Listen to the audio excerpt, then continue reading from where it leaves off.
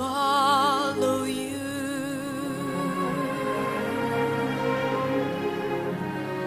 Give me grace to be a servant.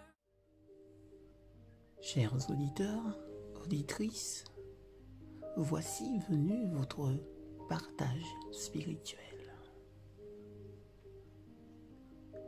La fin de la probation. Il y a une guerre sérieuse devant tous ceux qui voudraient soumettre les mauvaises tendances qui luttent pour la maîtrise. Le travail de préparation est un travail individuel.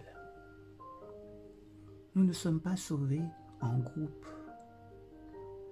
La pureté et le dévouement de l'un ne compensera pas le manque de ses qualités chez l'autre. Bien que toutes les nations doivent passer en jugement devant Dieu, il examinera le cas de chaque individu avec un examen aussi minutieux et approfondi que s'il n'y avait pas d'autres êtres sur la terre.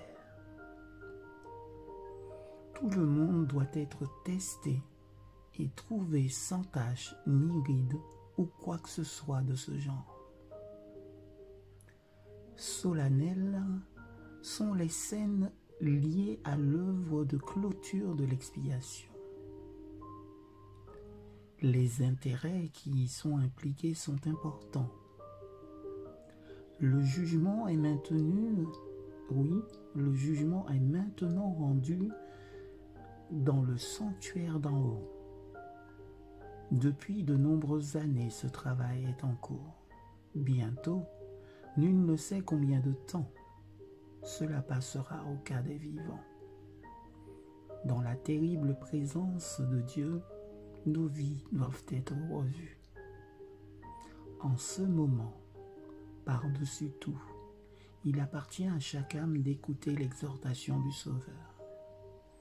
Veillez et priez, car vous ne savez pas quand le moment est venu.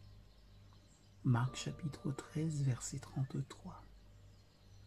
Si donc tu ne veilles pas, je viendrai sur toi comme un voleur, et tu ne sauras pas à quelle heure je viendrai sur toi.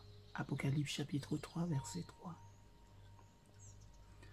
Lorsque le travail du jugement investigatif se terminera, le destin de tous aura été décidé pour la vie ou la mort. L'approbation est terminée peu de temps avant l'apparition du Seigneur sous les nuées du ciel. Le Christ, dans l'Apocalypse, attendant avec impatience ce temps, déclare que celui qui est injuste, qu'il soit encore injuste, et celui qui est souillé, qu'il soit encore souillé, et celui qui est juste, qu'il soit encore juste.